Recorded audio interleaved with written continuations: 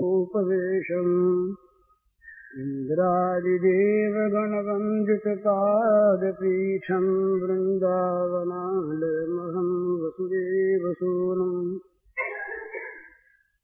नवजलधरवर्णं चम्पकोद्भासिकरणम् विकसितनलिनाश्रियं विस्फुरन्मन्दहास्यम् कनकरुचिदुकूलं चारुबर्हावशूलम्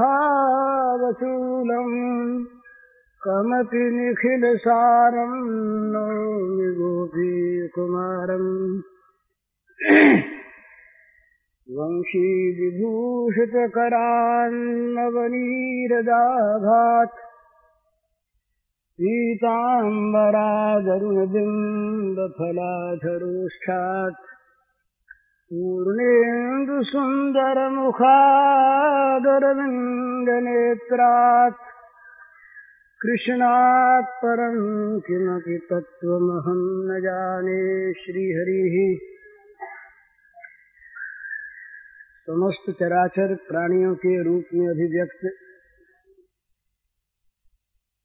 भगवान के श्री चरणों में नमस्कार करने की दृष्टि से आप सबके चरणों में मेरा नमस्कार। आज प्रातः काल अंत में ये बात हुई थी कि हम प्रभु के हो जाएं, प्रभु हमारे हो जाएं। हम अपने पर उनका पूरा अधिकार मान लें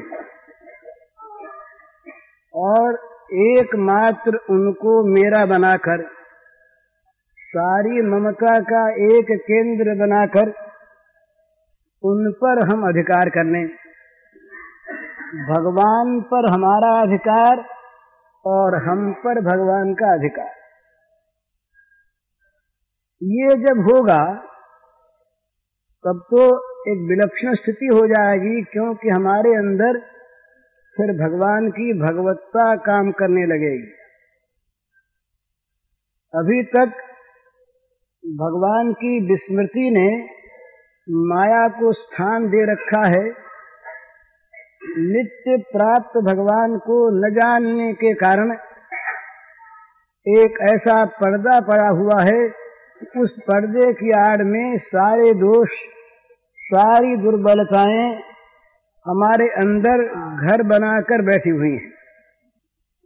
और जब हम भगवान के हो जाते हैं, भगवान हमारे हो जाते हैं जो वास्तव में हैं ही, तो वो जो आवरण है, पर्दा है, वो हट जाता है आधा, और भगवान की भगवत्ता का प्रकाश होता है।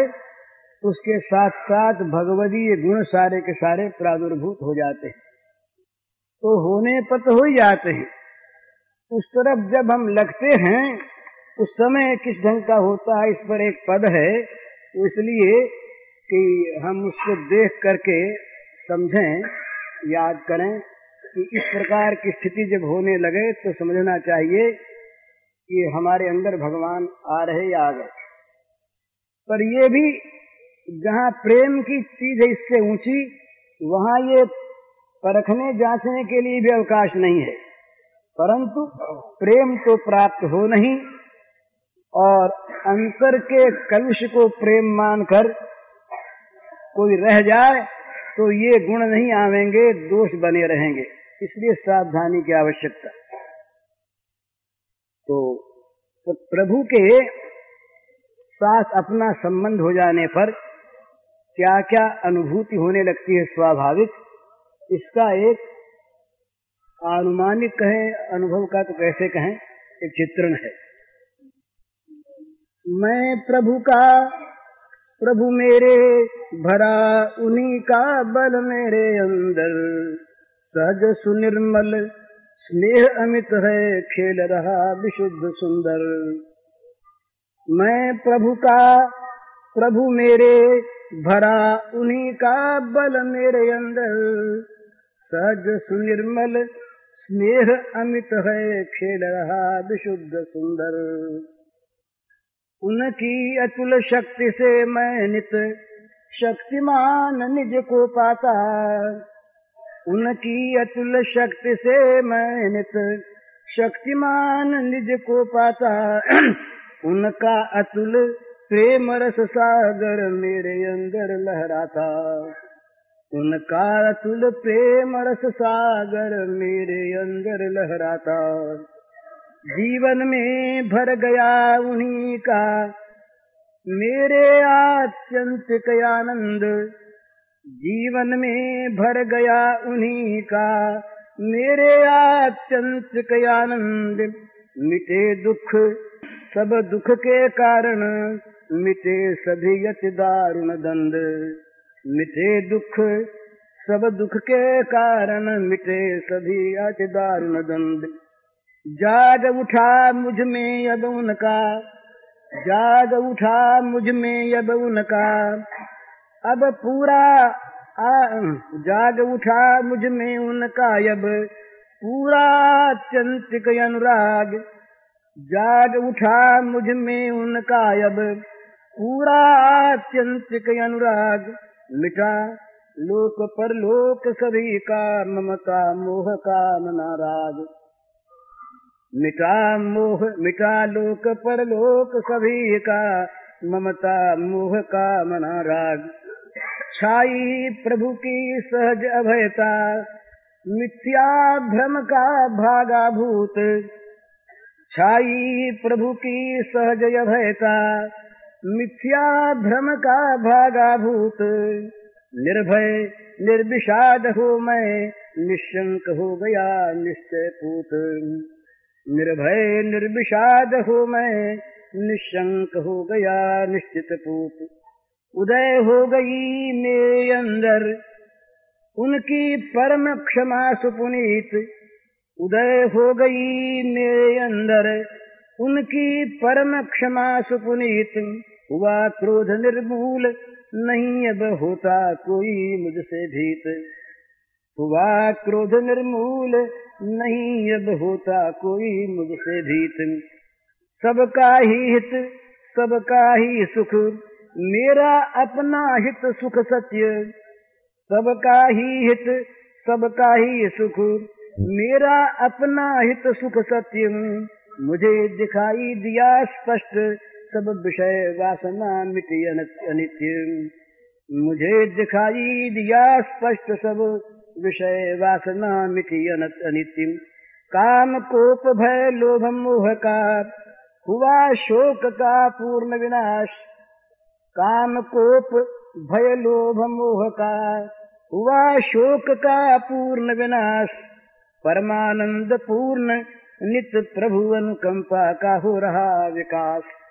नित परमानंद पूर्ण नित प्रभु अनुकंपा का हो रहा विकास। ये लक्षण ये सहज रूप में आ जाते हैं भगवान का जब मनुष्य हो जाता है तब उसको इस प्रकार की अनुभूति होने लगती है। यद्यपि इस अनुभूति पर वो भगवान के प्रेम को आंकता नहीं,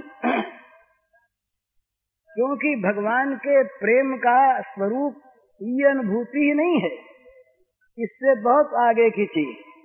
परंतु ये अनुभूति इस प्रकार की स्थिति तो ये होनी चाहिए। जैसे आईए परीक्षा होती है ना, उसके बाद बीए होता है, तो ये प्रेम पथ की आईए परीक्षा है, एमए नहीं बीए भी नहीं। तो जब हम भगवान के बनना चाहते हैं और भगवान हमारे जब बनने लगते हैं, उस समय इन गुणों का विकास होता है। ये समझने की चीज। तो गुण क्या क्या जरा सहज थोड़े से में समझ लीजिए। कहा गया है कि मैं प्रभु का और प्रभु मेरे, ऐसे हो गए। मैं प्रभु का हो गया और प्रभु मेरे हो गए। तो क्या हुआ, मेरे अंदर उन्हीं का बल आकर भर गया। जितने और बल है ना, ये सारे के सारे भगवत बल के सामने परास्त हो जाते हैं। चाहे बड़े से बड़े महान बल हो, अपबल तपबल और बाहुबल, चौथो बल है दान। सारे बल सूर्य किशोर कृपा आते हैं, सब बल वहां से आते हैं। तो मैं प्रभु का हो गया, प्रभु मेरे हो गए, तो क्या हुआ, उनका बल मेरे अंदर आ गया। मेरा जो बल था भौतिक बल वो नहीं रहा, उनका बल आ गया। उनका बल आते क्या हुआ, माया हटी, और उनका बल आते ही जो शत्रु यहाँ पर थे, जो प्रेम के नाम पर, स्नेह के नाम पर धोखा दे रहे थे, वे मिट गए। तो क्या हुआ कि यहाँ भगवान का स्नेह आकर खेलने लगा हृदय में। तो कैसा स्नेह, सहज, सुनिर्मल, अमित, विशुद्ध और सुंदर। स्नेह के 5 विशेषण है भला, प्रेम के 5 विशेषण हैं। इन विशेषणों के अनुसार हमें प्रेम को देखना है। जो प्रेम किसी गुण जनित न हो, कामना जनित न हो, सहज हो, जाहि न चाहिए कबहु कछु, तो तुम सन सहज स्नेह, सहज स्नेह बसो निरंतरता सूर सो राउर निज गे। भगवान के रहने का अपना घर कौन सा, जहाँ सहज स्नेह भरा है, जहाँ स्नेह में, प्रेम में कोई दूसरा कारण मौजूद है। गुण देखकर स्नेह होता है, बदले में कुछ मिलेगा ये देखकर स्नेह होता है। किसी भय से स्नेह होता है, ये सब स्नेह वास्तविक स्नेह नहीं है, ये गुण जनित है, सहज नहीं है। सहज होता उसमें एक चीज और आती है, सुनिर्मल होता, सहज सुनिर्मल। जब तक प्रेम सहज नहीं होता, जब तक प्रेम में कोई दूसरा कारण मौजूद होता है, तब तक प्रेम निर्मल नहीं होता है, सुनिर्मल तो होता ही नहीं। तो ये प्रेम कैसा है, सहज है, सुनिर्मल है, और कैसा है, अमित। जिस प्रेम का कहीं पार मिल जाए, जिस प्रेम की कहीं सीमा मिल जाए, जो प्रेम ये कह दे कि मैं पूरा हो गया, वो प्रेम प्रेम नहीं होता। प्रतिक्षण वर्धमानम, ये बताया प्रेम का रूप नारद जी ने, जहाँ प्रेम का वर्णन किया, प्रेम के स्वरूप का, गुण रहितम, कामना रहितम, अविच्छिन्नम, सूक्ष्मतरम, अनुभव रूपम और प्रतिक्षण वर्धमानम। तो प्रतिक्षण बढ़ने वाला, अमित, अपार, जिसका कहीं अंत नहीं आता। तो ये प्रेम कैसा है, सहज है, सुनिर्मल है, अमित है और विशुद्ध है। इस प्रेम में स्वसुख की कामना नहीं है। विशुद्ध और अशुद्ध का ये खास अंतर मानना चाहिए। चाहे और किसी चीज से वो न आंका जाता हो, पर यह आंकने की बड़ी सुंदर कसौटी है कि जहां स्वसुख वासना है, चाहे वो मोक्ष सुख क्यों न हो, जहां स्वसुख वासना है वहां प्रेम विशुद्ध नहीं, और जहां प्रियतम सुख वासना है वहां विशुद्धानुराग है। ये प्रेम का विशुद्धतम रूप है। अपने सुख की जहां पर कल्पना नहीं, और यदि अपना कोई सुख उस प्रियतम के सुख में किसी प्रकार जरा सा भी बाधक होता हो, तो वो सुख सर्वथा परित्याज्य होता है। उस सुख में आग लगा देता है प्रेमी कि ये सुख प्रियतम के सुख का विरोधी, तो विशुद्ध नहीं होता। और 5वीं बात क्या है, वो मनोहर होता है, सुंदर होता है। ऐसा सुंदर होता है कि वो स्नेह स्वाभाविक खींच लेता है भगवान को भी।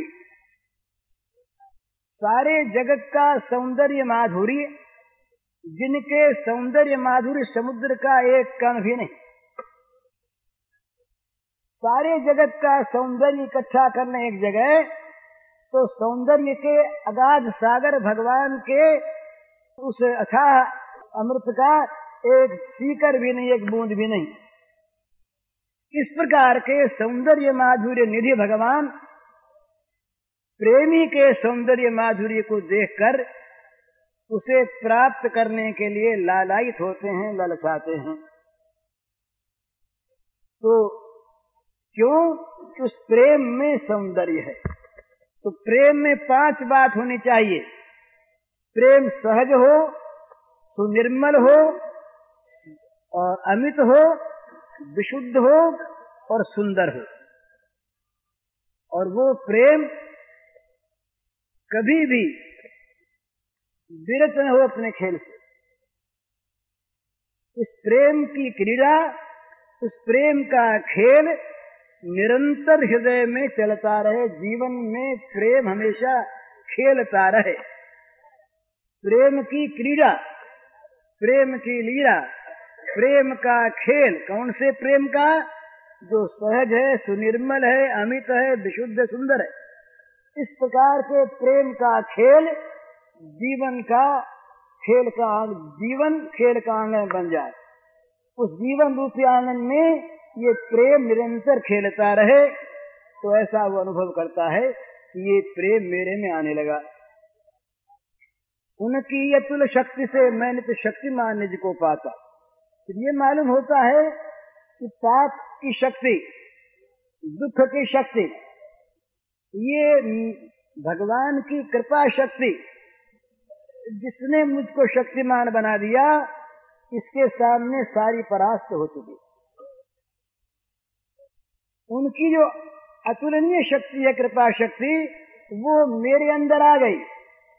उस शक्ति से मैं शक्तिमान हो गया। अब जगत का कोई पाप ताप मेरे समीप आकर मुझे परास्त नहीं कर सकता, मुझ पर आक्रमण नहीं कर सकता। तो साथ ही दूसरी एक अनुभूति होती है शक्ति के साथ। शक्ति शौर्य है, पर शौर्य ये मधुर नहीं होता। शौर्य के साथ स्नेह होना चाहिए, प्रेम होना चाहिए। उनका अतुल प्रेम रस सागर मेरे अंदर लहराता। बड़ी स्थिति विचित्र हो गई। उस प्रेमी का जीवन भगवान के प्रेम रस का सागर बन गया। उसके जीवन में भगवान का अतुलनीय, जिसकी कहीं तुलना नहीं होती, इस प्रकार का प्रेम रस सागर लहराता रहता निरंतर।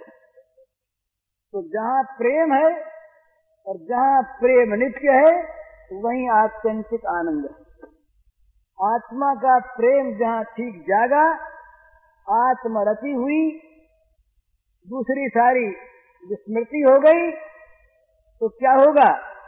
वो जो आत्यंतिक आनंद है, आत्मानंद, वो जाग उठता है। तो यहाँ वो भक्त कहता है कि मेरा जीवन उनके आत्यंतिक आनंद से भर गया। उनके से भला, भोगों के से नहीं, जीवन में भर गया उन्हीं का मेरे आत्यंतिक आनंद। वो आनंद नहीं जिसका प्रतिद्वंद्वी कोई दुख भी है। ये सुख दुख हानि लाभ, हर्ष विषाद, ये हर्ष नहीं, ये सुख नहीं, वो सुनिर्मल आत्यंतिक आनंद, जिस आनंद में किसी दूसरे का सम्मिश्रण नहीं। इस प्रकार का आत्यंतिक आनंद मेरे जीवन में भर गया। तो क्या हुआ? तो इससे कि मिटे दुख। तो सब दुख के कारण मिटे सभी अति दारुण द्वंद्व, सारे दुख मिट गए। और दुख ही नहीं मिटे, दुख के जो कारण हैं, जिनसे दुख पैदा होते हैं, वे वासना कामना आदि जो कुकर्मों में हेतु बनते हैं, ये कारण सब मिट गए। और जितनी भी ये द्वंद्वात्मक सुख दुख की अनुभूति कराने वाली अनुभूति है, अब सुख मिला, अब दुख मिला, अब सर्दी मिली, अब गर्मी मिली, अब हानि मिली, अब लाभ मिला, अब जीवन प्राप्त हुआ, मृत्यु हुई, ये जो द्वंद्व है, ये द्वंद्व दूर हो गया। भगवान ने द्वंद्व को सहन करने के लिए कहा, यहाँ द्वंद्व रहा नहीं। तो जाग उठा मुझ में उनका पूरा आत्यंतिक अनुराग, मिटा लोक परलोक सभी का ममता मोह कामना राज। ममता मोह कामना और आसक्ति, ये चार हमें जगत में बांधे रखती हैं। लोक परलोक की ममता, लोक परलोक की मिले वहां हमको स्वर्ग का राज्य मिलेगा। लोक परलोक की कामना, मोह ममता और राग, ये सब के सब मिट गए जब भगवान का विशुद्ध आत्यंतिक अनुराग हृदय में जाग उठा। तो जहां यह अनुराग जागा, जहां यह विद्या का नाश हुआ, वहीं भय मिट गया। ये भय क्या है हमको? भय की परिभाषा क्या है? जो है सो नष्ट न हो जाए, और कोई भय नहीं। भूत का भय, चोर का भय, शत्रु का भय, ये सारे भयों के मूल में क्या है? हमारे पास जो ममता की चीज नष्ट न हो जाए, हमारा सुख न चला जाए, धन न चला जाए, मान न चला जाए, शरीर न चला जाए, जीवन न चला जाए, धोती न चली जाए, जूती न चली जाए। सभा में भी आकर के बैठेंगे तो अगर मन में जूती की आसक्ति चित्त भय रहेगा तो जूता तो उठा नहीं ले जाए। वो वस्तु के विनाश का भय होता है, और विनाश के पश्चात शोक होता है। ये शोक भय में सब डूबे। भय स्थान सहस्रानि शोक स्थान शतानि च, हजारों भय के शोक के स्थान हैं। तो जब भगवान का अनुराग जाग उठता है, और जब ममता मोह कामना राग का नाश होता है, तो क्या होता है? भगवान की अभयता छाई, प्रभु की सहज अभयता, मिथ्या भ्रम का भागाभूत। ये मेरा नष्ट हो जाएगा, ये मेरा नष्ट हो गया, ये भ्रमजनित जो भय है ये नष्ट हो गया, तो सहज अभय की स्थिति आ गई। और तो क्या हो गया? मैं निर्भय हो गया, निर्विषाद हो गया। विषाद नाश के बाद होता है। निर्भय निर्विषाद हो मैं, निशंक हो गया निश्चित पूत कहते हैं पवित्र को। तो मेरा भय जाता रहा, मेरा विषाद जाता रहा, मेरी शंकाएं जाती रही। तो शंका, भय, विषाद, इन तीनों के कारण से हमारा जीवन रहता पवित्र। ये तीन जीवन के कलंक होते हैं, भय, विषाद और शंका। ये तीनों जब जीवन में से निकल जाते हैं तो जीवन की गंदगी निकल जाती है, तो जीवन पवित्र हो गया। तो जहाँ पवित्र हुआ वहाँ अभय अपने अंदर आया, तो जगत को अभय देने वाला वो बन गया।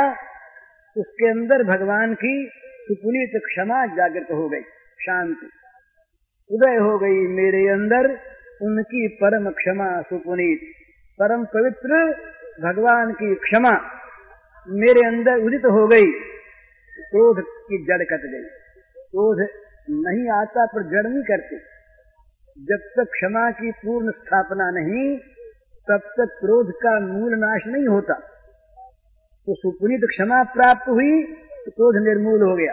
इसलिए अब मुझसे कोई भयभीत नहीं होता, अभय होते। हुआ क्रोध निर्मूल, नहीं होता मुझसे कोई भी। हम डराते हैं ना लोगों को, हमारे भय से लोग डर जाते हैं। क्यों डर जाते हैं? कि हमारे अंदर कोई ऐसी चीज डराने वाली है, उसके बदले ऐसी चीज मिल जाए जो डर भगाने वाली हो, अभय करा देने वाली हो। जैसे बड़ी सुंदर चीज है, डर रहा है बच्चा पर माँ देखी आई, अब माँ के गोद की ओर दौड़ा, घुसा माँ, उसका डर मिट गया।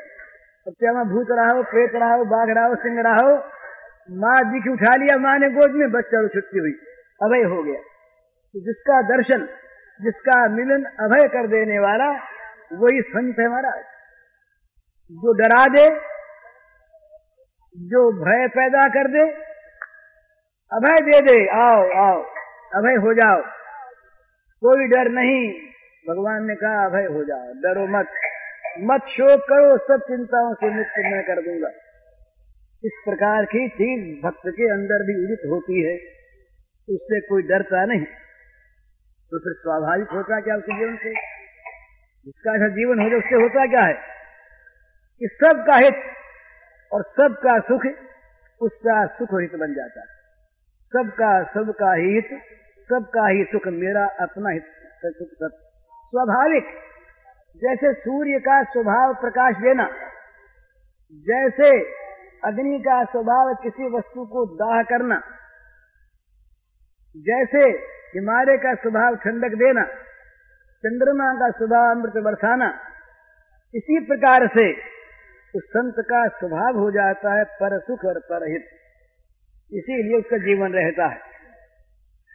तो उसको साफ साफ दिखाई देने लगा कि सारी विषय वासना जो अनित्य थी वो सब मिट गई, और बस ये जो चीजें बुरी बुरी थी इनका संपूर्ण विनाश हो जाता है। फिर काम, कोप, भय, लोभ, मोह का हुआ शोक का पूर्ण विनाश।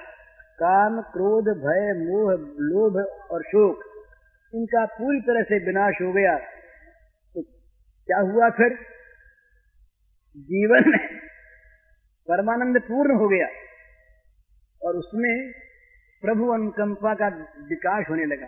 अब ये क्या विकास बाकी रह गया? रह जाता है। सब कुछ प्राप्त होने पर भी प्रभु अनुकंपा और प्रभु प्रीति, ये दो ऐसी अनंत अथाह असीम चीज है कि अमुक गणना में समाप्त हो जाए, अमुक संख्या में पूरी हो जाए, अमुक सीमा में पूरी हो जाए, अमुक काल में पूरी हो जाए, ऐसी ये वस्तु है ही नहीं। प्रभु कृपा और प्रभु प्रीति। तो परमानंद पूर्ण जीवन प्राप्त होने पर क्या हुआ कि प्रभु अनुकंपा का जीवन में नित्य नया विकास होने लगा। ये इस पद का केवल शब्दार्थ सा है। मतलब कहने का यह है कि बनाने की चीज एक ही है, हम जो जगत के बने हुए हैं ये भगवान के बन जाएं, इतना ही। हम पर जो जगत छाया हुआ है, हम पर जो जगत का प्रभाव जमा हुआ है, ये प्रभाव उठ जाए, जगत का आच्छादन हट जाए और केवल हमारे जीवन के बाहर भीतर सर्वत्र सर्वदा भगवान छा जाएं। भगवान के साथ हमारा जीवन ओतप्रोत रहे। फिर जब चाहें, जब देखना चाहे देख लें, मिलना चाहे मिलने हैं तो सही ही। अनुभूति रहते सदा पास वे मोहन, कभी न होते न्यारे। जब चाहो तब मिलो हृदय भर, मिलनो उत्सुक वे प्यारे। हर हालत में, हर मुकाम में, आठों पहर निरंतर, जब चाहो तब मिलो, मिटे सब मन के मिथ्या अंतर। वो फिर स्वयं भगवान रहते हैं मिलनोत्सुक, स्वयं भगवान मिलना चाहते हैं। वो हमारा भगवान नित्य तृप्त हैं।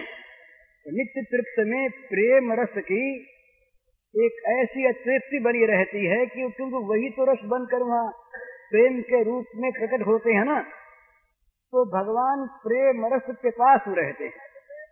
प्रेम रस पिपासु, भगवान की प्रेम तृष्णा बुझती नहीं, इसीलिए तो प्रेमियों के आनंद है। कहीं उनकी प्रेम की प्यास बुझ जाए, उनको ऐसा रस पिला दिया जाए कि जिससे उनकी प्यास बुझ गई, प्यास का अंत हो गया, तो पिलाने वालों को भी फिर अंत हो जाता। प्यास ही नहीं तो पिलाने वाले की फिर क्या आवश्यकता है। तो अगर प्रेमास्पद नहीं रहेंगे भगवान, तो प्रेमी कोई रह नहीं सकता। तो प्रेमी का जो प्रेम है ये क्या वस्तु है? ये भगवान का अपना स्वरूप भूत आनंद रस है। प्रेमी का प्रेम, ये भगवान ही प्रेम बन करके प्रेमी के अंदर प्रकट होते हैं और अपने रस का आप ही आस्वादन करते हैं। प्रेम रस इसीलिए किसी भोग्य वस्तु में नहीं मिलता। जहां भोग्य वस्तु से हम प्रेम की धारणा करते हैं, हमारी धारणा भ्रांत है। बोले अमुक आदमी से हमारा प्रेम हो गया, अमुक मकान से हमारा प्रेम हो गया, अमुक संगीत से हमारा प्रेम हो गया, अमुक मोटर से हमारा प्रेम हो गया। जड़ चेतन जहां भी हमारी आसक्ति होती है, हम मोह से प्रेम नाम देकर प्रेम को कलंकित करने लगते हैं। तो प्रेम वास्तव में किसी वस्तु में, परिस्थिति में, प्राणी में नहीं होता। आधार चाहे कोई बात, आधार में आपत्ति नहीं है। प्रेम होता है प्रेम से, और वो प्रेम होते हैं भगवान। कहीं भी भगवान के सिवा कोई दूसरा आधार प्रेम का हो जाए, प्रेम के सिवा प्रेम क्यों करते हो भाई? प्रेम के लिए। प्रेम प्रेम के लिए जहां होता है वहां प्रेम की विशुद्धि बनी रहती है।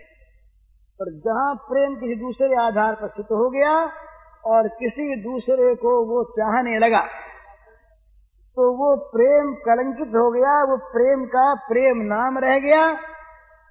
जैसे किसी अंधे का नाम नेत्र वाला हो, किसी कंगाल का नाम कोटिपति हो, इसी प्रकार से वो नाम रहता है प्रेम में, प्रेम का वास्तविक स्वरूप विलुप्त हो जाता है वहां पर जहां प्रेम का आधार प्रेम नहीं और जहां प्रेम की चाह प्रेम नहीं। तो प्रेम की चाह प्रेम नहीं होती ना, वहां क्या होता है, बड़ा भूलता आदमी, मेरे हमारा तो बड़ा प्रेम अमुक आदमी से, उसको छोड़ के हम कहीं जाते नहीं और उसके लिए सर्वस्व। मित्र में प्रेम, गुरु में प्रेम, देवता में प्रेम, कहीं कहीं प्रेम। एक बार एक कथा आती बड़ी सुंदर, ये सुनाई थी हमको विष्णु दिगंबर जी ने। ये रामदास महाराज रहे, समर्थ रामदास, ये शिवाजी के गुरु थे और उन्होंने राज्य सारा शिवाजी को समर्पण कर दिया था, शिवाजी ने रामदास। तो रामदास ने अपने उस राज्य को स्वीकार किया और भगवा झंडा उस राज्य का निशान बना और राज्य के कर्मचारी अमात्य के रूप में उन्होंने शिवाजी को नियुक्त करके राज्य का संचालन उन्हें सौंप दिया कि तुम राज्य के प्रतिनिधि के रूप में, राजा के रूप में तुम राज्य संचालन करो। तो रहने लगे। तो रामदास महाराज थे बड़े सिद्ध पुरुष, महात्मा पुरुष थे, संत थे। तो संतों के पास जब भीड़ लगती है ना, तो वो भीड़ केवल प्रेमियों की नहीं होती, न मालूम कितनी कितनी भावना से। किसी को धन चाहिए, किसी की बीमारी मिटनी चाहिए, किसी को लड़का चाहिए, किसी की मुकदमे में जीत चाहिए, किसी को समाज में मान मिलना चाहिए, किसी को खिताब चाहिए, किसी का पाप नाश चाहिए, किसी का पुण्य उदय होना चाहिए, कोई देवता प्रसन्न हो जाए ये चाहिए, कहीं राम नाम होने लगे चाहिए। ये सब अनुभव की बात कह रहा हूं मैं। न मालूम कितने लोग इकट्ठे हो जाते हैं पर रहते हैं वहीं तक जब तक मिलने की आशा होती, नहीं भाग जाते हैं सब। जो रह जाते हैं वो सच्चे होते। एक महात्मा ने हमसे एक बात कही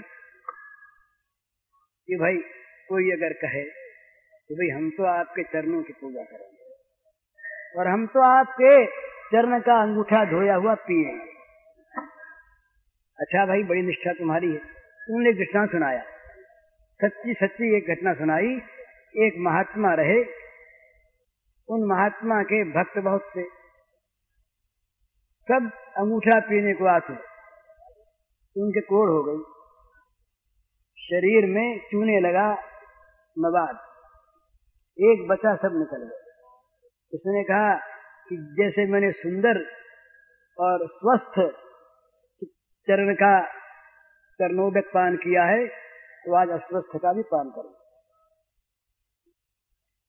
वो कोढ़ी हो गया उसका पान करने से, दोनों कोढ़ी। अब लोगों ने कहा हम लोग तो बचे, बुद्धिमान निकले बचे। वो दोनों का कोढ़ तो माइक था निकल गया, वो ऐसे आने वाले सब रह गए। यही घटना रामदास के जीवन में एक बार हुई। रामदास जी ने सोचा, रामदास जी की भीड़ लग गई। तो सुबह से रात को 12-1 बजे तक, 2 बजे तक रामदास जी महाराज न सो सके न उठ सके, कब भजन करें भगवान का। और सभी कहें हम बड़े प्रेमी, हम बड़े प्रेमी। कोई प्रेमी घाट तो है नहीं, रंच मात्र भी कोई अपना प्रेम कम तो मानता नहीं, हमारा उससे ज्यादा। ये कोई प्रेमी नहीं कहना चाहता कि मेरे में कम प्रेम है, और ऐसा कभी कहता तो ताना मार के भले ही कहे कि हमारा तो कम है, उसका ज्यादा है आपके प्रति। तो ताना भले ही मारे, पर ये मानता नहीं कोई भी कि मेरा प्रेम, वो दावा करता है प्रेम का कि मेरा प्रेम उससे ज्यादा। ये सभी दावा करने लगे वहां पर प्रेम का। तो महाराज जी को मुश्किल हो गया, रामदास जी को। रामदास जी ने सोचा कैसे आफत कटे, तो युक्ति सूझ गई, महात्मा रहे। एक दिन उन्होंने पैर फूल गया उनका, ये पैर फूल गया, बहुत सूजन आ गई, बड़ी ऊंची बड़ा ऊंचा पैसा ऊंचा हो गया। उन्होंने पट्टी बांध ली और कराहने लगे, अरे राम बड़ी पीड़ा बड़ी पीड़ा। बोले महाराज क्या डॉक्टर को लावे, वैद्य को लावे, ये करें वो करें, दवा बिल आने लगे, लोग दौड़े, रुपया लगा दे। महाराज है क्या, आपका पैर अच्छा होना ही चाहिए, हम हमारे प्राण चले जाए, आपका पैर अच्छा हो जाए। महाराज सब सुनते रहे, सुना करके पीछे अंत में दूसरे दिन सब बैठे, सारी मंडली बैठी, सब त्याग करने को तैयार, जो कहो त्याग करें। अब लोगों ने देखा कि क्या मांगेंगे यहाँ पर, तो पर महाराज बड़े उस्ताद, उन्होंने कहा भाई हमने इसके दवा सोच ली, किसी और उपाय से तो ये अच्छा होगा नहीं, इसको इसमें मवाद भर गई, इस मवाद को कोई भक्त चूस ले, मुंह लगा कर चूसे, उसे फेंके नहीं, उसे पी जाए तो वो तो मर जाएगा और पैर अच्छा हो जाएगा। तो बोले महाराज ये तो बात आपने बहुत ठीक कही, आज थोड़ा ही उसका अच्छा कोई मुहूर्त दिखला लें, फिर निकले, फिर सोच लेंगे। बोले किसी पिंड छुड़ा के तो भागे अभी, तो फिर कौन आएगा यहाँ पर। तो किसी को पेशाब की हाजत हुई, किसी ने कान में जनेऊ टांगी, किसी को खांसी आ गई, किसी के घर का आदमी आ गया, किसी का कोई समाचार आ गया, किसी की चिट्ठी आ गई, और कोई बोले महाराज हम तो बीमार रहते हैं, अब क्या करें। बस सब के सब आश्रम खाली हो गया, एक भक्त रहा, उसने कहा महाराज हम तो सही। बोले मर जाओगे तुम? बोले मर ही जाएंगे ना, मर ही जाएंगे ना, ये पैर तो अच्छा हो जाएगा आपका। बोले पैर तो अच्छा हो जाएगा। बोले चूसो। बोले अब सबको बुलाया लगा, तो चूसने लगा तो लोग आने लगे, धीरे धीरे आने लगे कि अब तक चूसने लगा, अब तो अपना तो नंबर आवेगा नहीं। अब बोले महाराज जी हम तो आ ही रहे थे, पर एक काम हो गया, नहीं हम तैयार थे, तो इसके भाग्य में, हमारे भाग्य में कहाँ था, हम चाहते थे हमको मिले ये पुण्य हमको मिले, सेवा हमको मिले, पर भाग्य हमारा ऐसा ही कैसे ही मिले, अमुक काम में फंस गए, घर में काम हो गया, अब सब के सब लेने को तैयार। श्री एक बिल्कुल मनोवैज्ञानिक तथ्य है भला। तो महाराज वो था क्या, उनको तो भीड़ हटानी थी, तो ये लंबा एक तोतापुरी आम होता है, तोते की शक्ल का, बहुत मोटा होता है, तोते की शक्ल होती है, चोंच सी होती, तो उस आम को यूं बांध लिया था उन्होंने, बड़ा रस भरा मीठा आम था, आम को बांध लिया था, वो चोंच उसकी ठीक सामने थी, यूं यूं यूं यूं गोला की यूं यूं था, ऊपर से ऊंचा, आखिरी में नीचा, चोंचदार, तोते के शक्ल का, बम्बई की तरफ उधर दक्षिण में ऐसे आम है। तो आम बांध लिया था, अब वो लगा चूसने, उसको तो स्वाद आने लगा, मजे में चूस गया। बोले महाराज ये तो मवाद नहीं, ये तो बड़ा मीठा। तो गुरु ने कहा भाई गुरु की मवाद ऐसी होती, जो चूस लेता है उसको पता लगता है कैसी मवाद। तो अब अच्छा तो होना था, अच्छा था ही, वो पिछक गया जब गुठली रह गई, तो महाराज ने जा करके अलग उसको फेंक दिया, गुठली को धो धा करके, अब साफ, बोले देखो साफ हो गया, कहीं कुछ है नहीं, न घाव भी नहीं रहा, बिल्कुल साफ हो गया। बोले महाराज ये तो हम भी लेते, तुम लोग तो भगो यहाँ से, जिसने मवाद चूसी वही रहेगा और सब चले जाए। भागना ही था, भाग गए। तो जहां प्रेम होता है ना महाराज, प्रेम की इस प्रकार की ये परिभाषा है, ये गोपी का ऊंचा नंबर क्यों है, ये महाराज समझ में आने के बाद, सहज में नहीं, हम कामियों के हम तो पद पद में अपना सुख देखते हैं, हमारी तो इच्छा के मूल के अंदर भरा हुआ है स्वसुख। हम परसुख की बात कहते हैं और परसुख के नाम पर स्वसुख चाहते हैं, सच्ची ईमानदारी की बात ये। तो प्रेम हमें मिलता कहाँ, हमें तो प्रेम के नाम पर गंदा काम मिलता है। तो है क्या चीज गोपियों में, क्या यही चीज, उनको प्रीतम का सुख। लोग कहते हैं निकुंज लीला सुनाओ, निकुंज लीला हम सुनाने लगे तो या तो व्यभिचार का अड्डा बन जाएगा ये, और या जो निकुंज लीला को समझ लेगा वो भगवान का स्वामी बन जाएगा। वहां इतना त्याग है महाराज कि जिस त्याग की हमारे मन में कल्पना नहीं हो सकती। जिस त्याग की कल्पना नहीं हो सकती, इस प्रकार का त्याग जहाँ पर है वहाँ निकुंज है, भोग में निकुंज नहीं।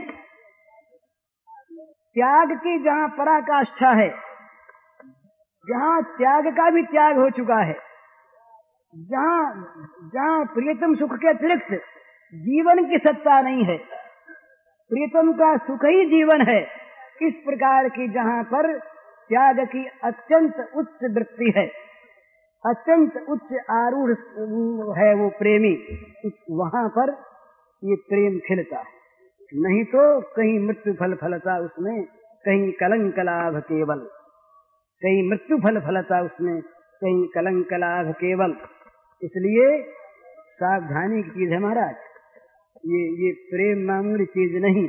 मैं बहुत बार कहा करता हूँ ये शब्द कि अपने सर्वस्व को स्वाहा करके फूंक कर उसके भस्मावशेष पर जो नाच सके वो प्रेम का नाम ले, प्रेम के मार्ग पर आवे। तो जिसको चाहिए चाहिए चाहिए, वो चाहिए के राज्य में रहे, वो त्याग के राज्य में, उसका प्रेम का अर्थ त्याग का राज्य। जहाँ मोक्ष का वैराग्य हो जाए, महाराज ये मामूली कहने की बात है, हमारा तो सिर दुखता है उसका वैराग्य नहीं होता, 5 पैसे हमारे खो जाते उसका वैराग्य नहीं होता है। मोक्ष का वैराग्य कहना मामूली बात है, पर मामूली बात है क्या? जरा जैसी चीज के लिए हमारा मन लालायित तो रहता, रागान्वित तो रहता, दुखी हो जाता है, वो मोक्ष का परित्याग कर दे, वो गोपी कर सकती, गोपी कर सकती, जो ऐसा कर सके वही गोपी। गोपी का कोई लहंगे वाली स्त्री नहीं, जो ऐसा कर सके वो गोपी, जिसमें ऐसे प्रेम का उदय वो गोपी प्रेम। तो गोपी प्रेम की अगर चीज किसी को थोड़ी सी समझनी हो तो सबसे पहले ये उसे समझना होगा कि स्वसुख का, इंद्रिय सुख का, भोग सुख का सर्वथा विस्मरण करना होगा, आग लगा देनी होगी उसमें। और बड़ी चीज, मीठी चीज, अनुकूल का ग्रहण भी अगर प्रेमास्पद को स्वीकार है तो होगा नहीं होगा, ये बात समझ में आनी बड़ी मुश्किल। खाएंगे हम खा रहे हैं पेड़ा, और पेड़े का स्वाद हमारी जीभ को आ रहा है ना, विलक्षण बात है। वो हमारी जीभ को आने वाला पेड़े का मधुर रस का आस्वाद, अगर हम प्रेमी हैं तो हमको तब स्वीकार होगा जब वो प्रेमास्पद को सुखदायक हो, नहीं तो पेड़ा चाहे जीभ पर रहे वो रस हमको स्वीकार नहीं होगा। अगर हम प्रेमी तो दुख में तो हम मान सकते हैं कहीं कहीं पर, उल्टी चीज है कि भगवान राजी होते हैं तो हम दुख भोग लें, ये सहज है उल्टा। तो सुख का उपभोग भगवान की राजी के लिए हो, ये मामूली बात नहीं, वहां तो सुख की आसक्ति हो जाती है। निजांग मतिया गोप्यो नमी समुपासते ताभ्याम बिना नमी पार्थ निगूढ़ प्रेम भाजन।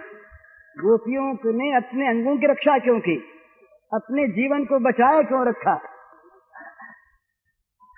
उनके सारे अंग, उनका सारा अवयव, ये सब भगवत सेवा रूप है और कुछ है नहीं। उनका जीना अपने लिए नहीं, अपने सुख के लिए नहीं, मरना अपने लिए, अपने सुख के लिए नहीं, श्रृंगार करना, श्रृंगार का त्याग करना। कहो तो मोतिये न मांग भरावा, कहो तो शीश मुड़ावा, कहो तो कुसुम्बल चुनरी रंगावा, कहो तो सब छिटकावा। ये न उनका वैराग्य में राग है और न राग में राग है। वैराग्य आवश्यक है तो वैराग्य, और राग आवश्यक है तो राग। वो राग विषयानुराग नहीं होता, भोगानुराग नहीं होता, मोक्षानुराग नहीं होता। वो राग होता है प्रेम का विशुद्ध अनुराग। वहां प्रेम स्वयं, प्रेम देवता खेलते हैं जीवन में आकर, तो उसकी जो स्थिति होती है उसके लिए नारद जी कहते हैं अनिर्वचनीयम प्रेम स्वरूपम मूका स्वादनवत, नारद जी के सूत्र।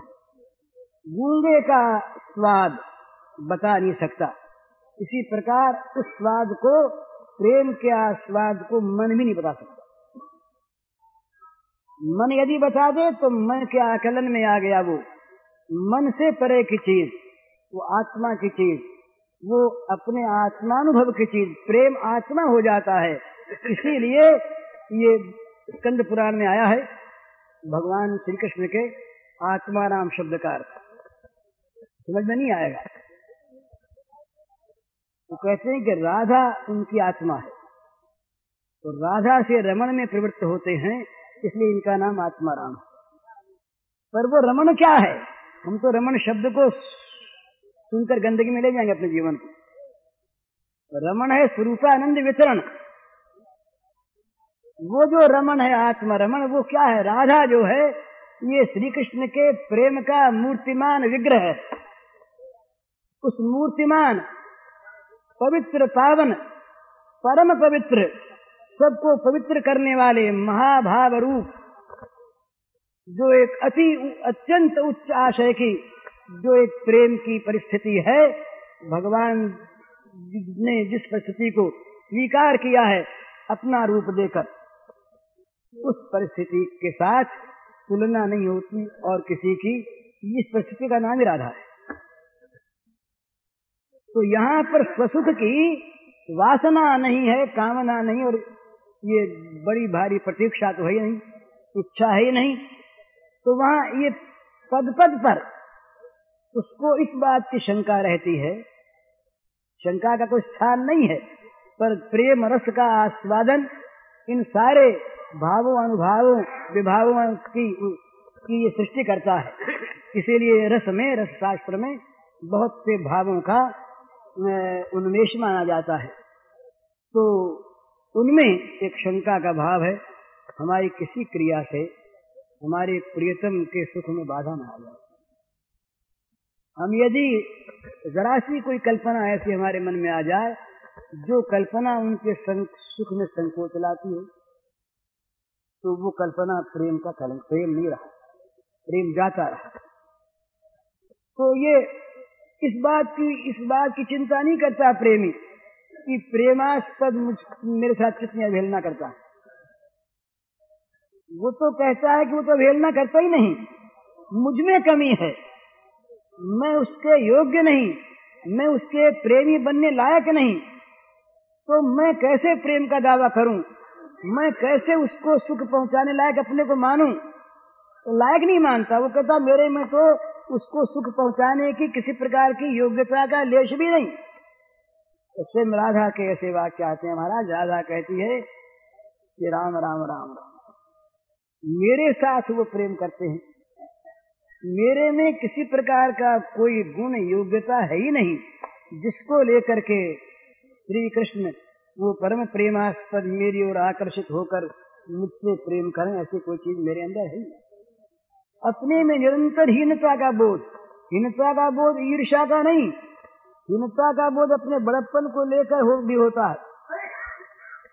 बोले हम इतने ऊंचे, हमारा तिरस्कार होता है कि तो हमारे समान हीन कौन होगा, वैसे हम दुखी कौन होगा। ये अभिमान जनित हीनता है, ये दोष है, ये समझने की चीज है। अभिमान जन्य जो हीनता का बोध है, ये हीनता नहीं है, ये अभिमान का क्षोभ है। वो हीनता क्षोभ के रूप में प्रकट होती है कि हम तो इतना करें, हम इतने प्रेमी, हमारा इतना ऊंचा भाव, और हमारे साथ प्रेम नहीं, हमको प्रेमास्पद नहीं आनंद देते, तो हम बिल्कुल नालायक, हमारा तो मर जाना अच्छा है, हम बड़े हीन हैं, बड़े दीन हैं। ये हीनता दीनता वास्तविक नहीं है। तो भगवान के साथ जिनका प्रेम का संबंध, वो कभी भी भगवान की किसी विधि में शंका कर सकते हैं? शंका की तो बात ही नहीं। भगवान का प्रत्येक विधान उनके लिए मंगल कारक नहीं, मंगल अमंगल नहीं जानता प्रेमी, परम सुख का कारण बनता है कि ये उस प्यारे का विधान, उस प्यारे के सुख की चीज है, बस यही जीवन है। निरंतर चिरकाल तक, नित्य काल तक न मिलन हो पर प्यारा सुखी हो। वो प्यारा भी रोता है। उस दिन अपने बात हुई थी ना, उत्तर रामचरित के राम को देखिए, वो कितना रोते हैं, क्या दशा उनकी रहती है। वो राम, राजा राम अलग, और ये प्रेमास्पद राम अलग। पर सीता कभी ये नहीं कहती कि राम ने बुरा काम किया। लोग कहते सीता सुखी है इस बात को लेकर, अनंत दुखी होती हुई भी, कि राम तो सुख है, राम का कलंक न लगे। पर वो राम जो सीता को अपना स्वरूप मानते हैं, उस राम के अंगच्छेद से राम को क्या कम पीड़ा है? राम का अंग कट गया, राम ने अपने हाथों से काट दिया। पर राम का अपनी चीज अलग, सीता की अपनी चीज अलग। तो प्रेमी कभी इस बात का अनुभव नहीं करता, सहता सो प्रेमी नहीं। सहले वो क्या, बोले भाई प्रियतम राजी इस बात में है तो चलो सह लो, इसमें विपरीत बोध तो है ही, अनुभूति में विरोध है, पर सहता है शील से, सहता अच्छे भाव से। पर ये जहां सहता है, आनंद की अनुभूति नहीं है, वहां प्रेम में कलंक। तो जब भगवान की भेजी हुई मौत आवे, जब भगवान का भेजा हुआ कलंक आवे, जब भगवान का भेजा हुआ अपमान आवे, जब भगवान का भेजा हुआ दोष रोग आवे, जब भगवान की भेजी हुई विपत्ति आवे, जब भगवान की भेजी हुई निंदा आवे, जब भगवान का भेजा हुआ नरक भोग आवे, उसमें आनंद की अनुभूति हो, तब वो भगवत प्रेमी। हम तो अपने मन की बात भगवान से करवाना चाहते हैं, मन की करें तब तो हमारे प्रेम का उन्होंने आदर किया, और मन की न करें तो अनादर कर दिया। तो हम तो प्रेम चाहते हैं, आदर चाहते हैं, आदर चाहते हैं या प्रेम चाहते हैं प्रेमास्पद का। जहाँ प्रेम चाहते हैं वहाँ आदर अनादर, जीवन मृत्यु हानि लाभ का कोई प्रश्न नहीं। यही भगवान के भक्त की, प्रेमी भक्त की कसौटी है कि प्रेमी भक्त अपने आप को, अपनी सारी आवश्यकताओं को, अपनी सारी संभावनाओं को, अपने सारे अभावों को, अपनी सारी वस्तुओं को, अपनी सारी परिस्थितियों को, अपने सारे विचारों को उनके चरणों में समर्पण करके उनका हो जाता है। अब वे जाने, उनका काम जाने। तो ऐसा भक्त, ऐसा प्रेमी, वो तो मुक्त हो ही गया। ये जो कुछ भी अमुक्ति है, बंधन है, ये तो भोग वासना, भोगासक्ति, भोग कामना, भोग ममता, इनका है ना। जब भोग में ममता नहीं, भोग कामना नहीं, भोगासक्ति नहीं, भोग मोह, भोग का मोह नहीं, भोग के विनाश में शोक नहीं, भोग के प्राप्त होने पर हर्ष नहीं, यो न हृष्यति न द्वेष्टि न शोचति न कांक्षति, शुभाशुभ परित्यागी भक्तिमान यः स्वमे प्रियः। शुभ अशुभ कुछ भी आ जाए, शुभ में भी प्रेमास्पद के कर का स्पर्श मिला, और अशुभ में भी उन्होंने दुलार करके हृदय से लगा दिया, ठोकर मार कर गिरा दिया। ठोकर भी उनके चरणों की लगी, और आलिंगन में भी उनके हृदय का स्पर्श हुआ, स्पर्श उनका हुआ दोनों में। भय क्या है, बुरी चीज क्या है? मौत के रूप में आए तो वो आए, और जीवन के रूप में आए तो वो आए, अपमान के रूप में वो आए, मान के रूप में वो आए, वही आए। प्रेमी के पास, या आप सिद्धांत मान ले, और है कड़ी बात पर सच्ची बात, भगवत प्रेमी के पास दूसरा कोई आ नहीं सकता भगवान को सिवा। वहां प्रवेश नहीं, प्रवेश निषिद्ध है। दूसरा कोई आवे, दूसरे रूप में भी आवे तो प्रवेश निषिद्ध। श्री कृष्ण के निकुंज में नारायण का निषिद्ध है, नारायण का निषेध, नारायण नहीं आ सकता। भगवान ने कहा, लक्ष्मी मेरे हृदय पर, बक्षस्थल पर नित्य विलास करने वाली, शंकर ये मेरे स्वरूप, ब्रह्मा मेरे पुत्र, आत्मयोनिर न शंकर न श्री, ये सब भी मुझे उतने प्यारे नहीं जितने प्यारे मुझे अपने प्रेमी भक्त हैं। तो क्या बात है, उनमें कमी, कौन सी कमी है? बस कमी यही है, एक ही है कमी कि वो जिस प्रेम में प्रेमास्पद के सिवा उस सीमा के अंदर दूसरे का प्रवेश नहीं हो सकता, वो प्रेम उन्हें प्राप्त नहीं है, चाहे वो कोई हो। वो प्रेम जिनको प्राप्त है वो चाहे कोई हो, देवता न हो, ऊंचे लोग न हो, बड़े भारी ज्ञानवान न हो, बड़े वक्ता न हो, कुछ नहीं मानते वो एक चीज देखते हैं, हृदय में प्रेम छलक रहा है कि नहीं। प्रेम माने भगवान, प्रेम माने भगवान का सुख, प्रेम माने पूर्ण समर्पण। ये जहां लहरा रहा है वहां प्रेम के नाम पर प्रेम का चोगा पहनकर भगवान आते, और जहां ये नहीं वहां प्रेम का नाम रखकर डकैत आते हैं, काम क्रोध आदि वे लूट लेने के लिए आ जाते हैं। सावधान होने की बड़ी आवश्यकता। तो प्रेमी बनना मामूली बात नहीं। निकुंज लीला में प्रवेश राधा रानी का ही है, कुछ सखियों का है, मंजरियों का प्रवेश भी वहां सेवा के लिए है, भगवान के साथ लीला के लिए नहीं।